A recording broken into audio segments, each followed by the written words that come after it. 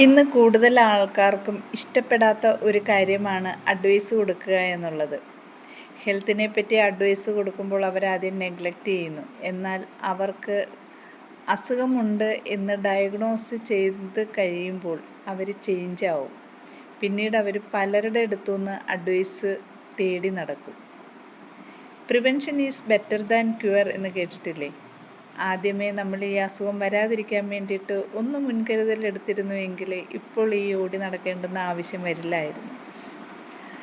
ഇപ്പോൾ നിങ്ങൾക്കുള്ള വേക്കപ്പ് കോളാണ് ഈ ഒരു വീഡിയോ എന്ന് വിചാരിക്കുക. Start your health today.